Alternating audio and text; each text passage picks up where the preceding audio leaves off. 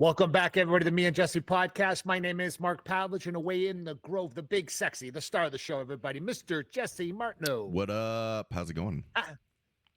Lots of stuff going up, buddy. Yeah, I know. Hey, Oilers still alive. They're still alive, Did they still waste alive. all their goals? Scratching at the door still. They put up, a lot of goals in one game. Let's see if they can put up more than one in another game. Yeah, correct. You got to do this. Yeah. There's got to be a rollout, I think it's all over tomorrow, but yeah. But could you imagine if the Oilers decide to win tomorrow? Yeah. And you're Florida. Yeah. And you gotta pack your entire family back up again. Yeah. Oh yeah, yeah. Florida wants to do it tomorrow.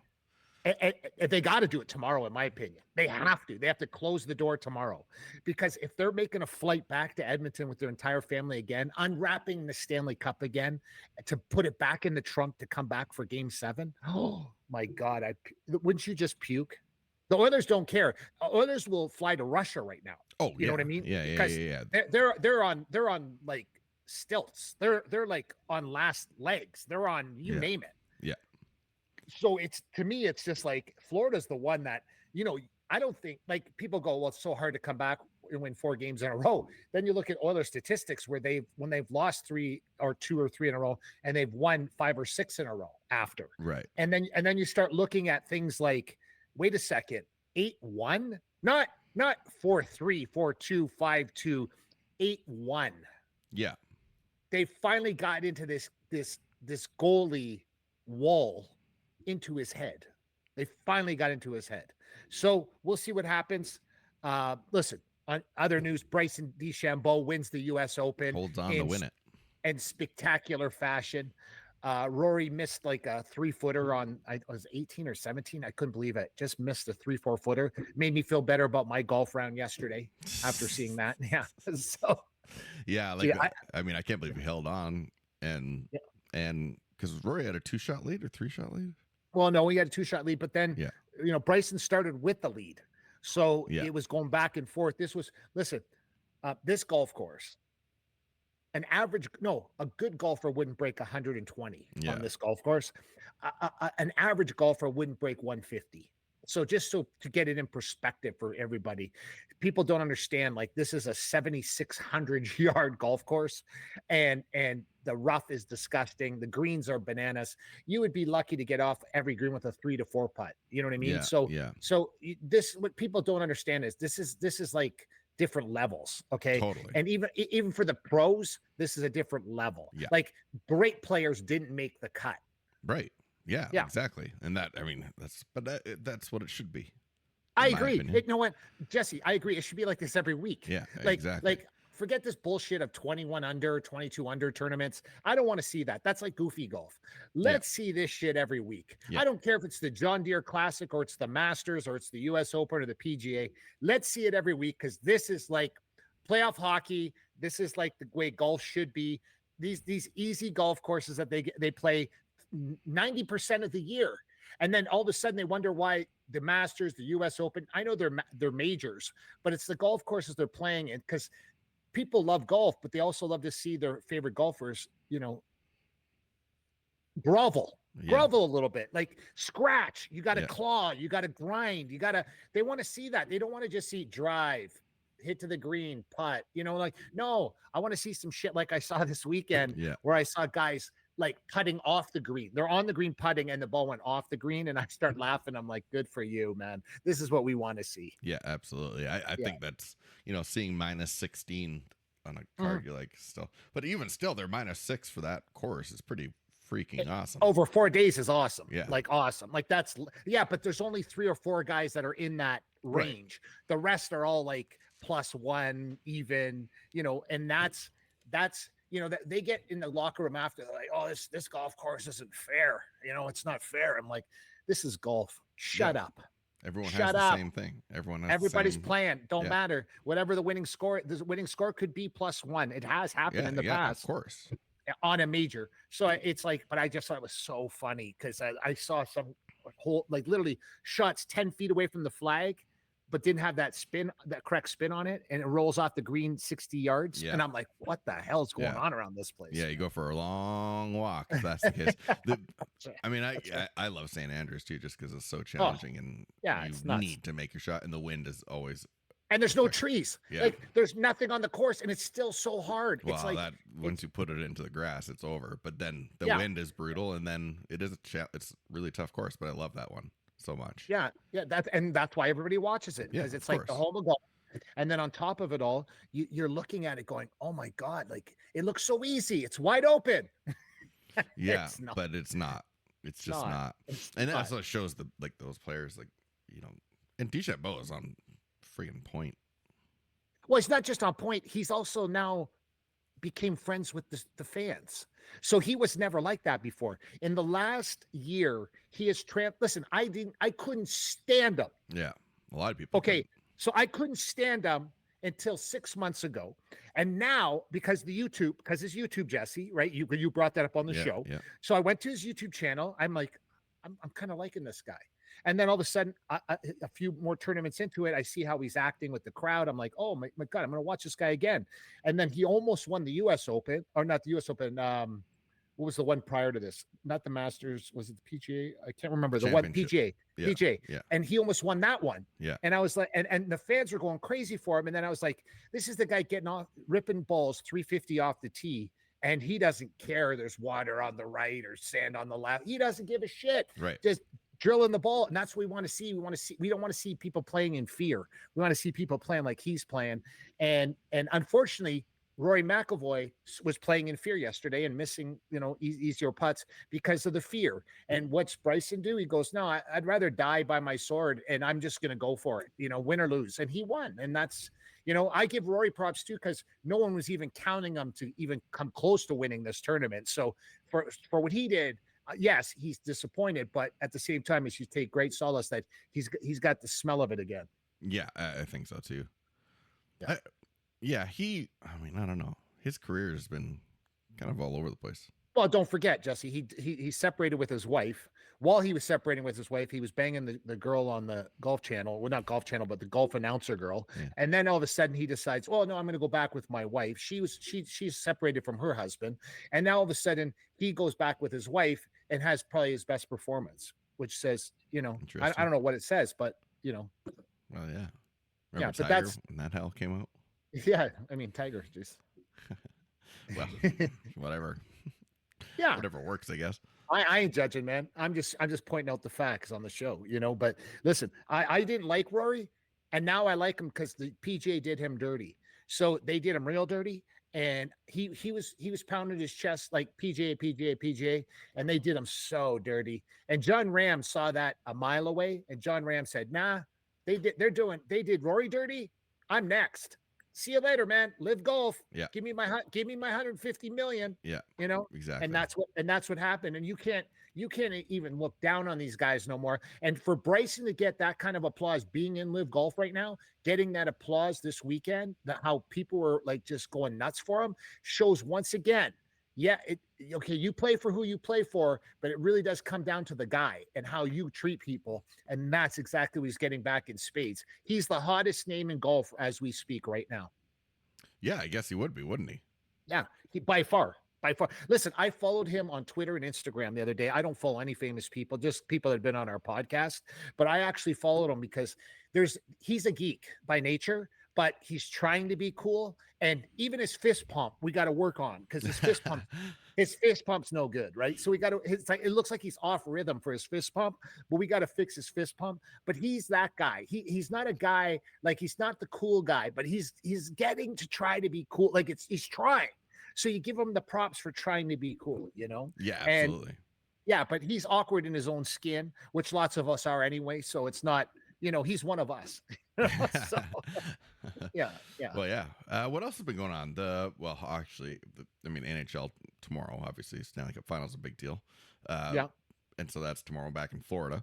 I think Florida closes it. But yeah, if they don't. Oh, can you imagine? No. Coming back to Edmonton, people would be going crazy.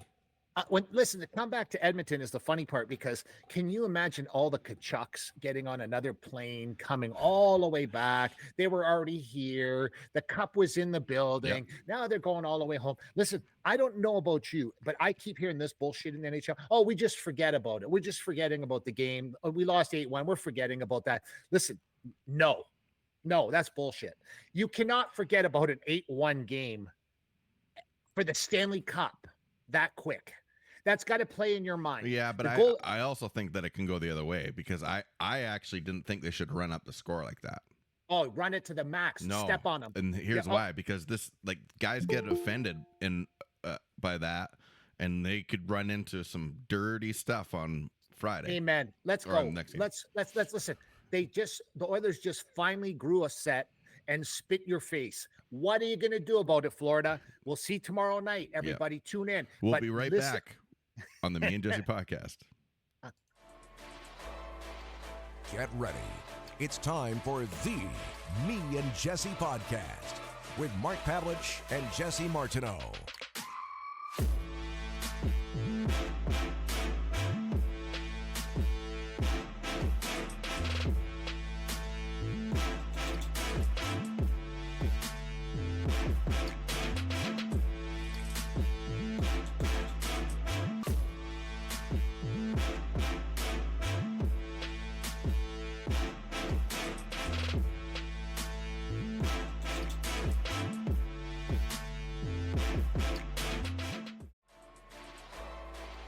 Get ready. It's time for the Me and Jesse podcast with Mark Pavlich and Jesse Martineau.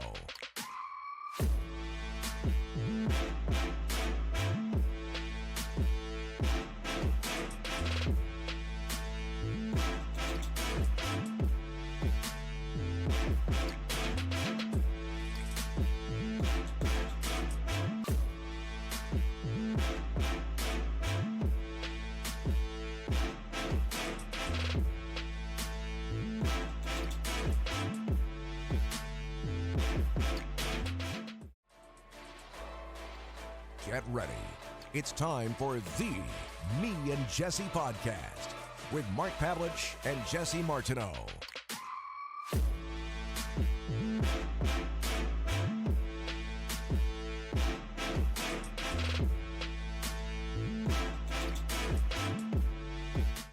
Welcome back, everybody, to the Me and Jesse podcast. I am Mark Pavlich, away in the Grove, the big, sexy Jesse Martineau, and our special guest today. Everybody, listen to me when I tell you this. There's special people in this industry. There's special people, but this person's extra special. NFL. People forget that. UFC. And when I name you all the people he's whooped their ass, you'll know who he is. Everybody, welcome to the show, the illustrious Matt Mitrione. Hey, what's up, boys? Thanks a lot for having me on, man. Hey, thanks for joining us. That was quite an introduction, man. I feel like I really better shine today. Well, listen, Matt, you know, it's in my, there's nothing prepared. It's all in my brain. It's the weirdest thing in the world. It just, something comes out of me. Like, it just, boom. And Mr. Pavlich, you've been in the game a long time, brother. You've always been quick on the draw, and you always kind of had your P's and Q's together. Yeah, I think it's important. I think it's also important to prepare for people, meaning like when guests come on, I've seen podcasts before and I see people and I'm like, they didn't prepare. You can just smell them. They don't prepare. And when you come on, it's easy because, you know, I've always liked everything about you. I like your demeanor. I like how you treat people. That's one thing that people keep forgetting about in life, regardless of how much money you make or not make. It's how you treat people. And when I first met you, you were the salt of the earth. And when my son said to me, Dad, have you ever had Matt Mitrione on your show before? And I'm like, no, man, I'm going to get him on because you're that guy. Listen, for a guy that comes from Purdue, okay, and I'm a Michigan guy, comes from Purdue on a football scholarship, everybody, on a football scholarship, plays in the NFL, then decides, I'm hurt. What should I do? Looking around. And then becomes an MMA fighter. Matt, how does that happen? You know, it's funny, man. It was an accident. I didn't want to fight. I'd never, before I fought in the in MMA, before I fought in the UFC, I had never knocked anybody out in my life, ever. I've been in plenty of fights, and I've lost plenty of fights, but I was always afraid to really kind of unleash and throw hands. And it was something that was completely foreign to me. And I didn't want to do it as a career. And I was scared to death. Like when I was on Ultimate Fighter, that was technically speaking the second fight I ever had in my life. I had one that Dana made me get right before I left for the show. Wow. And I fought some dude, and it lasted like 10 seconds in Indiana. And then my next fight was Scott Junk in the Ultimate Fighter. Wow. What the heck? So like that was like quite literally like basically my first fight ever. And was against a guy who already fought in K1 and already fought in UFC and whatever else. Do you hear? Look how weird this is, Jesse. We've had Scott Junk on the show before. Yeah. At one time in his life, I managed Scott Junk when he was in the UFC. And isn't that weird, right? Because it's Hawaii connection. It's very bizarre. And I was on Access TV with Matt on Inside MMA with Boss and Kenny. It's all connected. The MMA world is a beautiful place when it needs to be. You know, I think it's one of the things I really enjoy the most about the MMA world. Well, first of all, I got into it when it was still the Wild West, which I thought was a great time. I thought it was amazing in the fact that it policed its own really quite well. Yep. And if you did something outrageous or said something sideways, people would pull your car on it quickly and they would have no issues with it.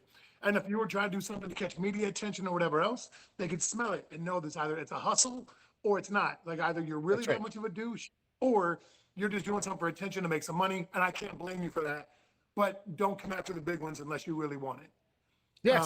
That's so true. Think and everything now is so contrived, but that's also like what, at least the way I see it is, and that Dana and Zuffa, the Fertitas, back in the day, they were the promoter, they were the event, promoter. They did everything they were supposed to do, and they needed the personalities in order to help carry it. Well, then they decided that they realized that they had to promote people to help build it. But then when Ronda came and right after Conor came, they were like, wait a minute, they can be outrageous for us. Yeah. And now the onus of promotion fell on our shoulders, where it became the disrespectful position was more lucrative. And a lot of us kind of old school guys, because I put myself on the old guard, we're like, I'm not going to disrespect somebody and talk mad shit about his family or whatever else. That's just not who I am. And then alas, Colby Covington gets born. Yes. Yeah. But you know what's really weird, Matt? Your swagger was enough. Like you had a swagger to you that was enough. Like you didn't have to speak. We knew when you were going to fight, like it was like, oh, Matt's fighting. Okay, we better tune in because he's going to fight. Like there was no, maybe you're going to fight. You were that guy. You were that guy where nothing needed to be said. Well, first of all, I'm flattered by that. That means a lot to me. It's true. I always took pride in knowing that I could come home to my children and whether I won or lost, I always went out on my shield. I always put my dick on the table. I always knew, anybody knew if they saw my name, you're gonna see me throw hands. Now, somebody might, like Bader, fought me, like to wrestle me, took me down, basically got me pregnant, right? I couldn't stop that because I'm not a wrestler. Bader's great at it. So as a result, like I didn't get to shine. I didn't get to put something on. I'm sorry it was a boring fight. But if it was up to me, I'd have been throwing the hands. Just like Karatanov. Like Karatanov, he's just like me. He wants to get in there and put on a hell of a show. And I respect him. I know exactly what he's going to do, and let's go work. And I sometimes, like, you see somebody's name come up, and you're like, oh, I'm going to watch this dude here. Now, I was never that big of a fan base. I never had that much of a following on Twitter or Instagram, whatever else. But I know I was a fan favorite because of the way I scrapped. Listen, for people watching, right, when they see this show, you understand that Matt, let me explain this to you now, everybody, for the new people in the world of MMA that haven't, maybe time has passed on. He has beat people like Kimbo Slice, Fedor, just one name, everybody. I don't have to say his last name. You already know who I'm talking about. Fedor. Guys, Nelson. Derek Lewis, you understand, like these are guys that are like the pinnacle of MMA and you smashed them, Matt. Like that's a fact. It was like Fedor was 70 seconds, Derek Lewis was 40 seconds. Like nuts. Like it's crazy. Nuts. Like when I find myself like with Derek Lewis, he called me out by name. And crazy. I was like crazy. And I was like, how how dare you mispronounce my last name if you're going to say my name out loud? You know, like if you're going to call me out in public and then mispronounce my name, like that's so much disrespect. I can't handle that. So I was like, I was in the crowd and I looked up and they're like the matchmaker, whoever it was like looked over me. He's like, "Are you down?" I'm like, "I'm 100% down. Like, don't mispronounce my name and say it out loud. Don't do that." And so when I fought him, I told him the whole time, I was like, "Look, dude, I'm going to stand over your unconscious body for saying my name in public." And I did. As soon as I knocked him out, I stood over the top of him. I was the only person I ever felt like I disrespected once I knocked him out was Derek Lewis, just for saying my name out. Yeah. That's it. And then the only person I kept punching after he was knocked out because I didn't like him was Marcus Jones, the dude on the Ultimate Fighter. Oh, that's right. Yeah, that's right. Yeah. Normally, if I sleep somebody, I walk away because Walk away. They have a Yeah. family too. Yeah. But if you're gonna disrespect me, bro, I'm gonna put hands on you. So how did you get on the Ultimate Fighter after one fight that Dana made you do? That's such a wild story. So I played in the NFL, and when the NFL got done with me in week 6 of 2005, I was not vested, so I could get cut. I had 2 credited seasons in, plus 1 that was on the way, because I had 1 that was on IR. And so technically speaking, you needed 3 years, 3 games to get vested. Right. I was coming into my 3rd year and they just brought me back like 2 weeks before. So I was almost there. I was really, really close. Wow. And then they cut me. So then I knew like, okay, I'm not good enough to be here all the time unless Mike Tice really wants to invest in me. I'm probably going to be done. So they kept calling, "Hey, we're going to bring you back. They never did. They tried to bring me back for an off season, which just means that's more pipe dream coming down the road. And I had a son. My son was born in week 7 of 2005. So then I was like, all right, I can't let somebody else dictate my paycheck. So I got out. I took a job in corporate America, and I started a supplement company, a sports nutrition company, where we formulated and manufactured post-workout formulas.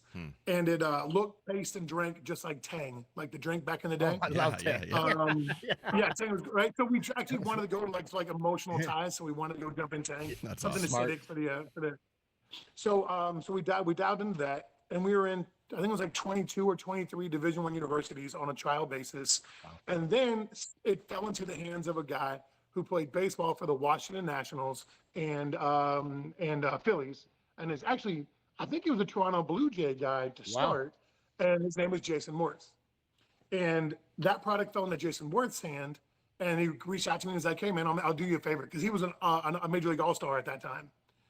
And he was like, "If you come on my amateur MMA promotion and fight a couple of people just to help me sell some tickets, I'll promote your product and I'll use it." And I was like, "Yeah, man, that sounds great." So I had never wrestled a day, never trained a day in my life, had done nothing. And then I looked online and I found out that there were 2 UFC fighters in Indianapolis. I live in West Lafayette, which is where Purdue is. And that's about an hour north of Indy. So I found Chris Lytle and Jake O'Brien. And I found that Jake O'Brien was a heavyweight. So I reach out to, I find Chris's manager, the Pav. Ken Pavia. Yeah. Yeah. So I reached out to Ken Pavia via email, and I'm like, "Hey, dude, this is my situation." And Pav was like, Who's this idiot that's writing me? But sure, man, go get beat up, be a wrestling partner for whoever else. And so I did for about 6 months. And then Jake got hurt, so he was out for a little bit, and I was still training. I never jumped on Worth's show because actually I hurt my knee. And then Dana calls up, and it was a 702 area code. And he calls up, and I don't know who it is, and I hang up the phone because I think it's a joke. And he calls back, he's like, "Hey, it's Dana White," and I hang up the phone again. Then he calls back a 3rd time. Wow. And like a little bit later, from a different number, same area code. And he's like, "Motherfucker, don't hang up on me again, goddammit." He's like, this is who I am, and this is what I'm calling about. Jesus. And I was like, "Oh man, I'm sorry I hung up on you a couple of times, like my fault." And he's like, "Look," he's like, "we hear you're large and obnoxious, but really athletic. So come be obnoxious for us on TV."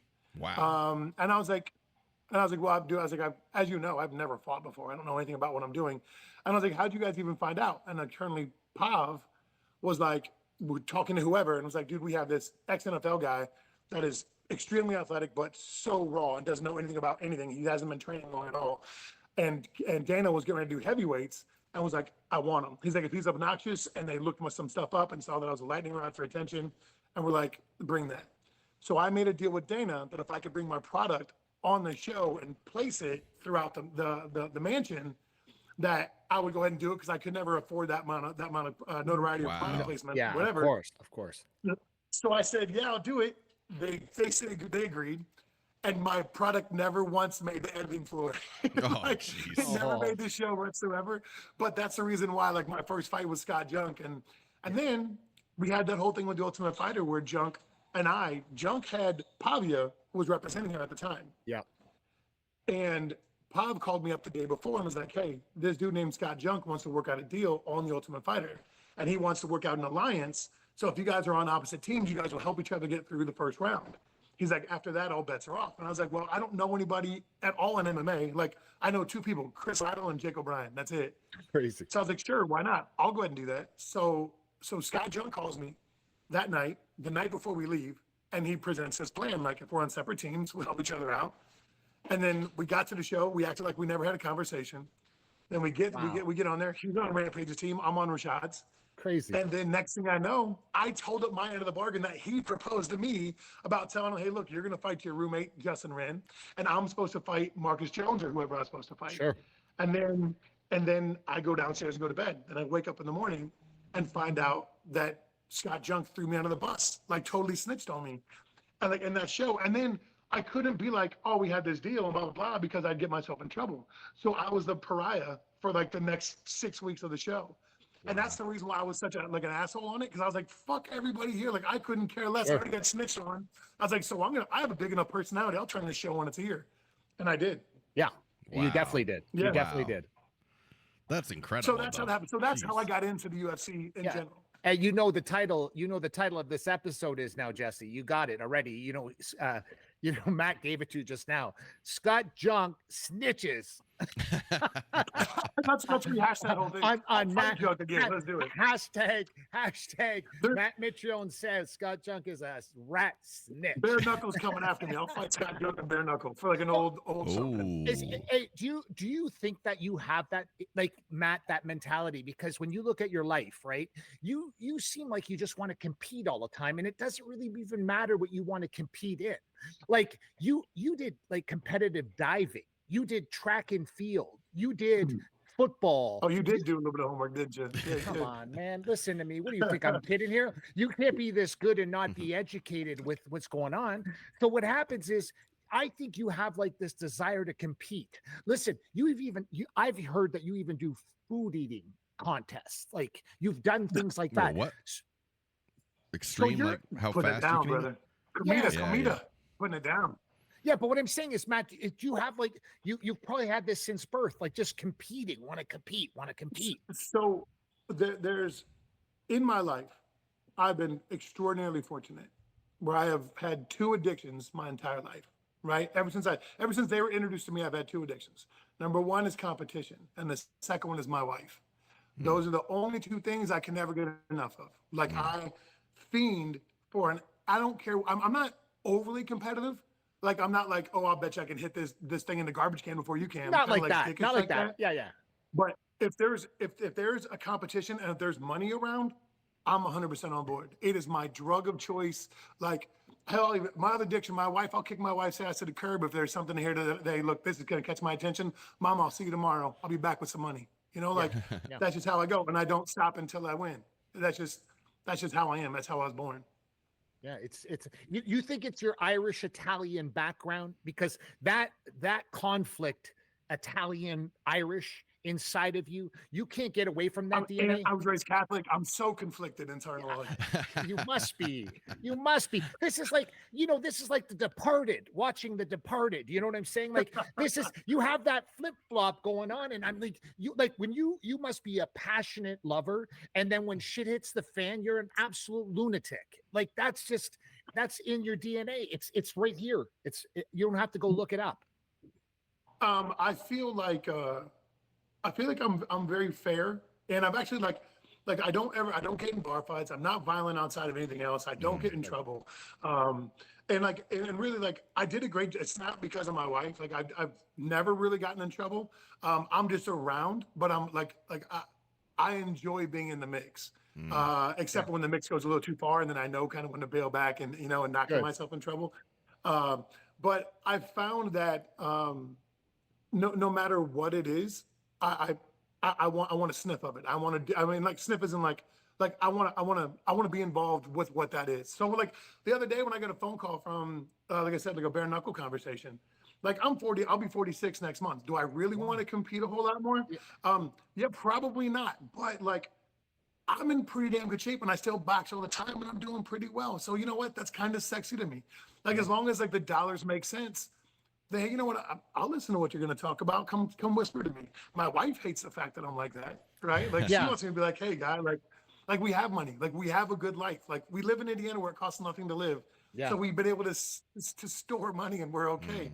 Like why do you want to do this? And my answer is, well, why would I not want to? Well, just because I'm alive. Like that's all. Because I'm alive. Like that's like that's it. Like that's my drug.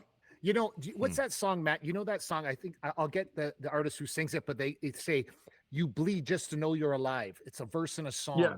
And it's the Goo Goo Dolls. Goo Goo Dolls, correct. Dolls, And that line in that song couldn't be more true with a person like yourself.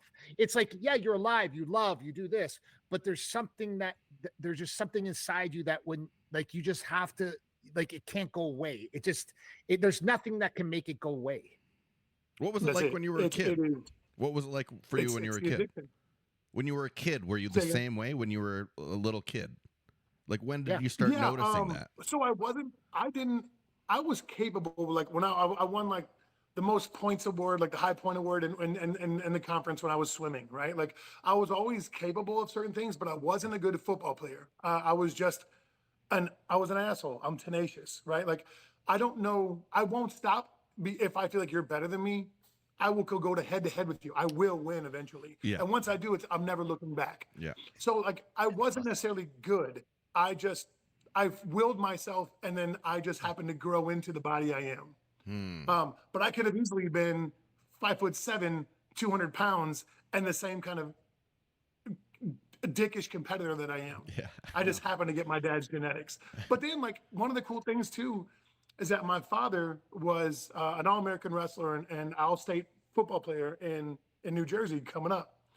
And we didn't have wrestling in my high school, but my father never, ever talked about his accolades, his life, his accomplishments, or anything else. Yeah.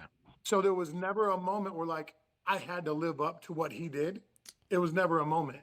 Wow. So the same things are with my kids. Like if you come inside my house, you would have no idea it's my house except for that picture right there where my face is.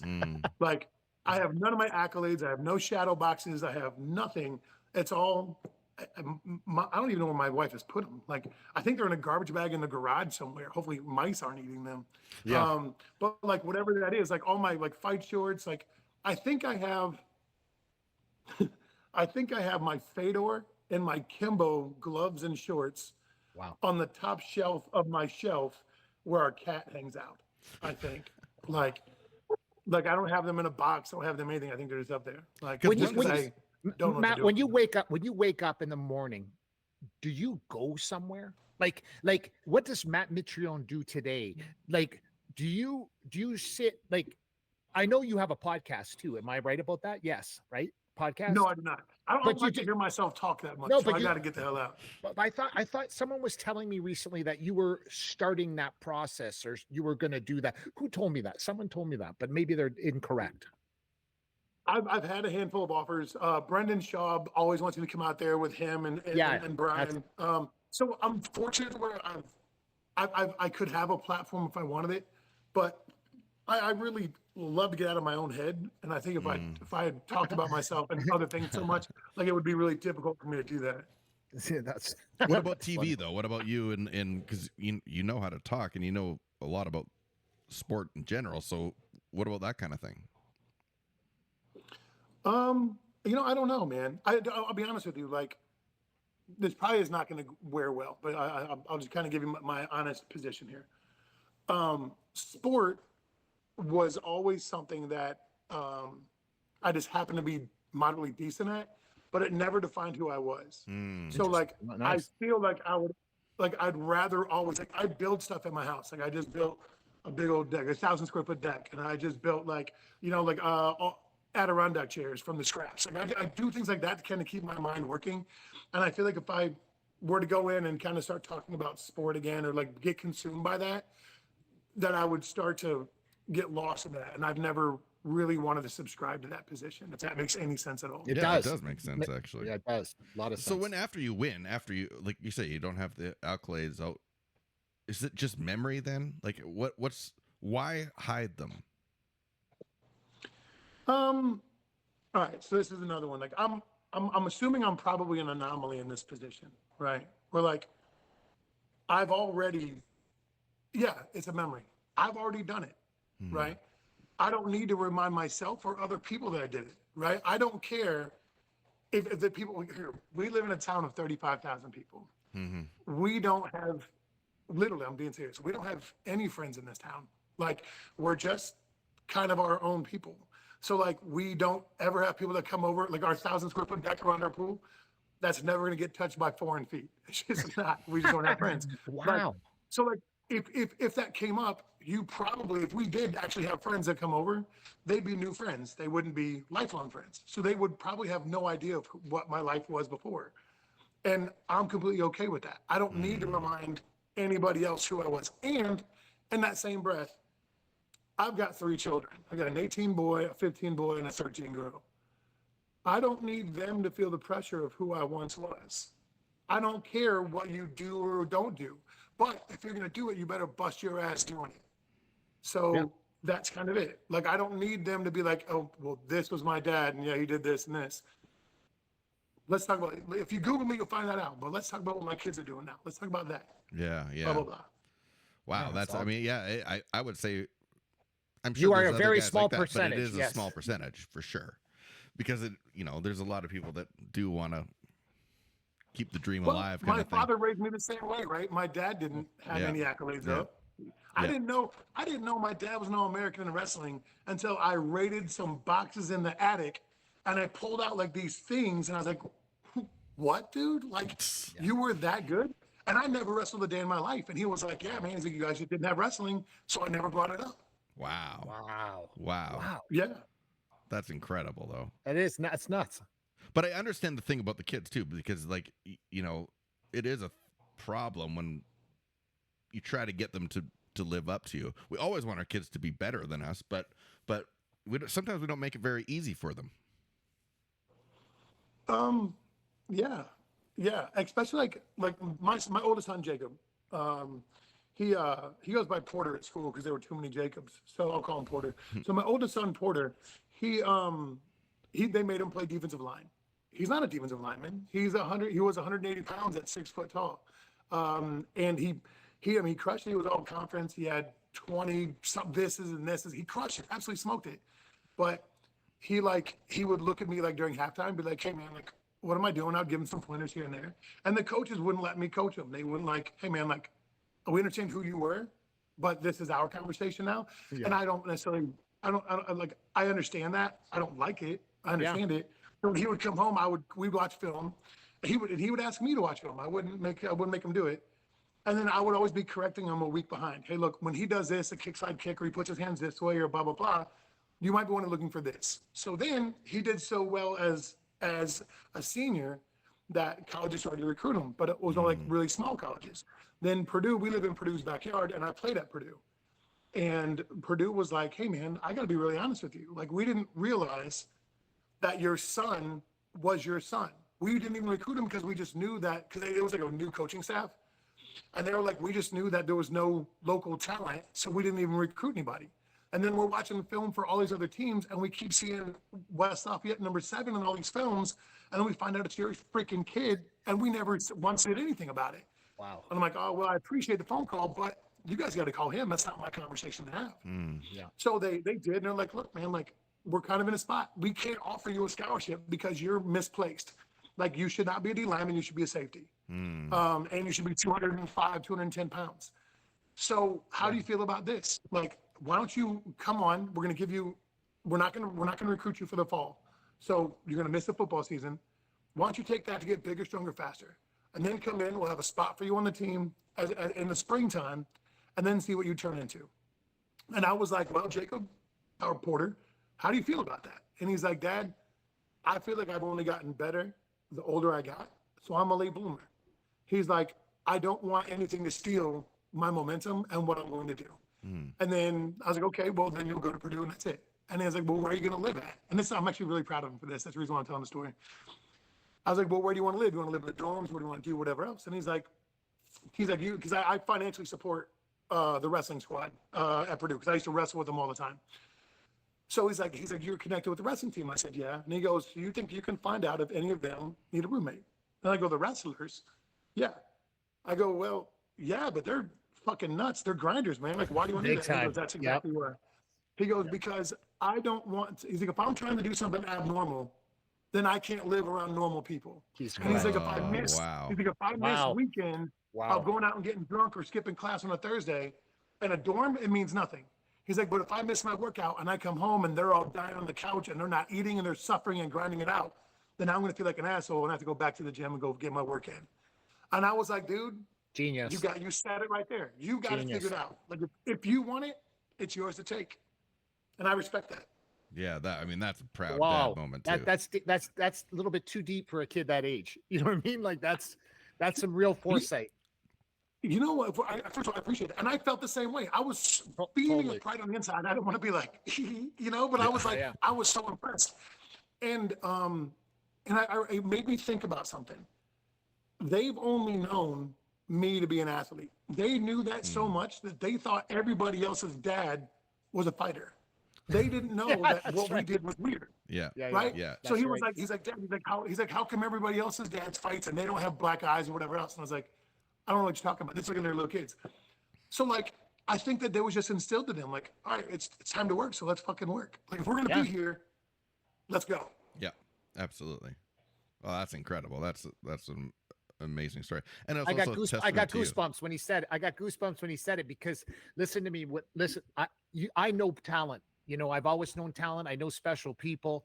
I hear when I hear people talk a certain way, that's just some foresight that usually you'll hear that when the journey's over. What he's just said, usually the journey's over and you realize that. You don't say that prior. That's when the journey's over and you go, you know, I should have went with the wrestlers, you know, because I would have learned something different from them and not prior. It's usually after when you figure that shit out. And I want to know, Matt, when we're done the show and everything, please let me know. I want to know the history because I have a strange suspicion we're going to see him wearing a Purdue jersey come soon, you know. So I want to keep track of that because I appreciate it. I have a strange suspicion there because usually kids don't talk like that. You know, he sweats me about training this season that he's going to be off. You know, it's basically going to be a year that he's off. And I tell him, I'm like, look, dude, you're really going to have your mental tested because nobody's going to be standing over you with a whistle now. Like quite literally, nobody cares about you anymore. That's right. Until you make them care about you, nobody cares. That's right. It's weird, right? Like I teeter the line. I ask them often because like I said, my 3 kids. Yep. Do you guys want me to be dad or do you want me to be a coach, right? Like whether it's a life coach or whatever that is, sure. I can be supportive and loving, but I might not be honest. Or I can be honest as all hell, but it's not going to be loving, right? Yeah. The two don't go together. Yeah. They don't, man. And really almost all the time they're like, coach me. Okay, cool. Well, you suck at this sport and you're going to have to really grind your way to get better. But with Porter, he aggressively found people that I'm connected to. Like he did this on like all my searches, like through Instagrams or whatever. Wow. Like strength coaches, speed coaches, sport coaches, and was like, hey, can you reach out to these people here? Or if I reach out to them, can I drop your name? Because I need to get work. And the one that he chose is in North Chicago. A guy named JR Niklos. And he reached out to JR and was like, hey man, this is who I am. Can I get time in your guys' program? And JR's like, well, first of all, I know your dad, no problem whatsoever. Like my JR and I are friends enough where my picture's up in JR's gym. Oh, okay, wow. Perfect. Yeah. I mean, it's been a while. And Jacob's like, and JR's first position was like, listen, we're in North Chicago. And Jake's like, all right, I can drive there every Thursday if you guys are okay with that. Is that give me a 5-day-a-week program here, and then on the 6th day on Thursday, I'll drive up there, compete against everybody you guys have, because this is what I feel like I need. And he's like, and if you have any problems with that, I'll modify and fix whatever I got to do. And I was like, well, it's going to cost you some money in gas money, but you got the time, so might as well go get that in. And he does. Like that doesn't scare him, and I am impressed by that. Yeah. That's I mean, That's awesome. being Yeah. not being afraid of the work is 98% That's of the battle. it. That's the drug, right? Yeah. Not being afraid of the work is the drug. Yeah. Listen, we hear it all the time. You put 200 people in a room and you ask everybody, what are you scared of? Everybody, 199 people say, I'm scared of failure. And you know what the one person says? I'm scared of success. And that's the one that's scared of success is the one you get, because he knows what it takes, the pain and suffering that goes along with success. No one's scared of failure. If I hear one more idiot say that, oh, I'm scared of failure, shut up already. You're scared of success. Success hurts. Success is painful. Ask anybody that's ever achieved anything in life, whether it be sports, business, whatever, the sacrifice involved to be successful is so fucking painful that literally you wake up at 2 o'clock in the morning in deep sweats going, oh my God, what did I forget to do or whatever. When you get to that moment in time, you know you're alive. You get up in the middle, 3:42 a.m. You're like, holy shit, man. Did I do enough burpees? Did I do enough road work? Did I go wrestle enough? Did I go do these things enough? And when you start to get neurotic like that, that's when you arrived. That's when you're you're different than the rest of the people around you. There's a supplement line called like Monster Pack or something. It's like a bunch of vitamins. Yeah. Animal Pack. Animal Pack. Yeah. And they had a marketing campaign. I mean, this is forever ago. This is probably when I was still in college. And it was about a bodybuilder. So it wasn't necessarily about sport, but it was so applicable about like it was like week 1 or whatever it was. I think it was like a 16-week program or whatever it was. And it was like a blog. And the blog was like, it was just a picture of him sitting at the end of a weight bench. It was a black and white, and you could just kind of see his hulking frame, like kind of sitting there, and it was almost like moped. And it was like, why am I here? Like, why do I do this to myself all the time? Like, and it was like such a lonely position that everybody that's ever suffered and ground out, like when nobody else wanted to do it, and you're like, why? Like, what is wrong with me that I'm doing this and I'm gonna do it tomorrow? Or you take something like, all right, I'm here now. I'm not doing this shit tomorrow. I'm just gonna get this one done, and then tomorrow you find yourself in the same stupid spot, and you're still grinding out, and you're still asking yourself like, why are there no lights on? Why am I lifting? Why am I training with no lights on, just hoping that the moon is enough? That's the drug. And like once you get it, you got it, buddy. There's nothing you can do about it. It's like having herpes, brother. It's with you for life. It's funny. I was at an MMA show on the weekend, and this kid bumps into me, and he says, what's wrong with me, Mark? What's wrong with me?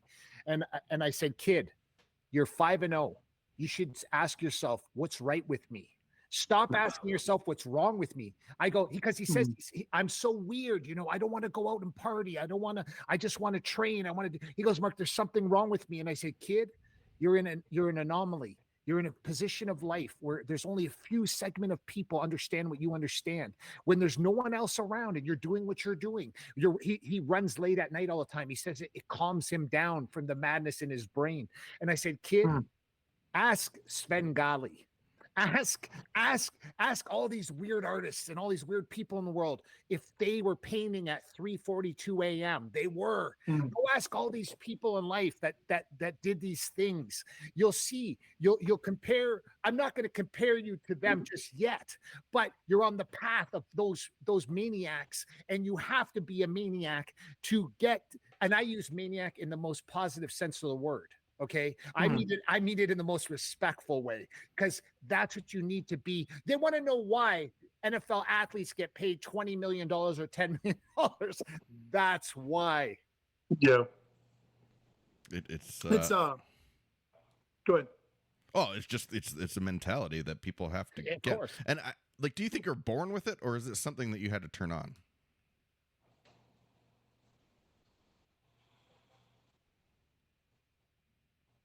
I I don't know. I don't Yeah. know.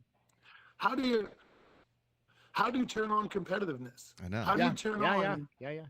right? Like, I don't know. Like, I can choose to be competitive or not, but it's my conscious effort to say, okay, I want to be competitive here or I don't. But I don't know how to. I don't know. Um, I don't know. You know what? What my middle son is probably the least competitive of my three. But that's also he hasn't grown yet. He's a late bloomer. He hasn't, he's developing, but he's not even close to starting there yet. So maybe it's once you realize you're capable, then your competitiveness enhances or accentuates, right? Yeah. I don't know. I never thought about that before.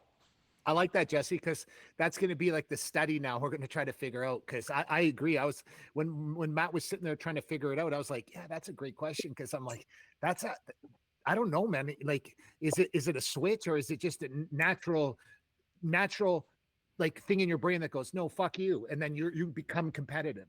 Like I don't know what that trigger is to go, wham, I'm in it. So it's different, but you could probably ask most of the guys in the NBA, NFL, and they'll probably tell you the same thing Matt just told you, which is they're not even sure either. Because if it comes to you, Matt, naturally, and to other people, they need to kind of provoke themselves to get to that. It's tough, man. But your son seems like he's on the right path. A self motivator, right? Yeah. Is if you need even if you have to fake the hype, right? In order to get yourself to the gym or to the whatever it is, to the practice field, right? As long as you faked it enough to get yourself there, well, then you're gonna go ahead and bust your ass because you're already there, right? But like for somebody that needs another person to inspire them to get someplace, like for example, how about this?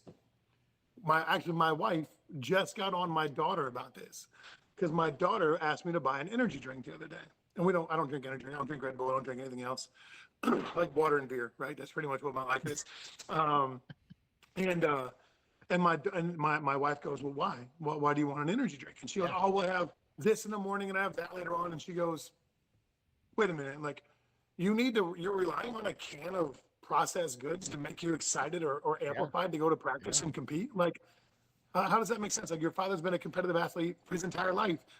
Your brother is. Like nobody drinks energy drinks. And over here, you're telling me that you have a couple of things to do, so you need to have an energy drink in order to mentally process this? Yeah, exactly.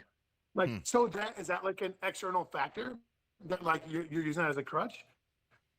Like somebody else, like a coach standing over you? Or like, if you don't need something like that, like I don't drink coffee, I don't drink caffeine. So like, does that mean you're internally motivated? Can you be internally motivated if you don't need an external source? Right. Yeah. I don't know. Yeah. Right. Yeah. This show just got philosophical. Quick, buddy. Want to talk about that stuff. Part 2 of Matt Mitrione will be in December sometime of this year, and we'll have to do a part 2. There's no question, man. Yeah. Because as I knew when Matt Mitrione came on today, I knew that was going to be the case. I knew that we would go all over the place, from competitive eating to the NFL, back to motivation, and all of the above. Everybody. It was fun, boys. Thanks so much. We'll see you next time. Get ready. It's time for the Me and Jesse podcast with Mark Pavlich and Jesse Martineau.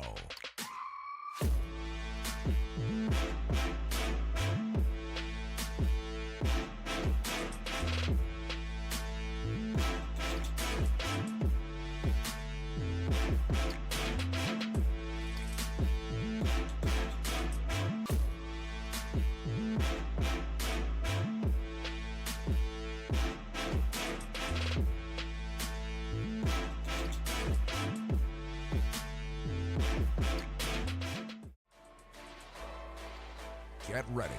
It's time. Mitrione, after all these years, UFC and huge wins, like beating Kimbo Slice, beating Fedor Emelianenko, like beating Roy Nelson, beating, Derek Lewis, like it's insane.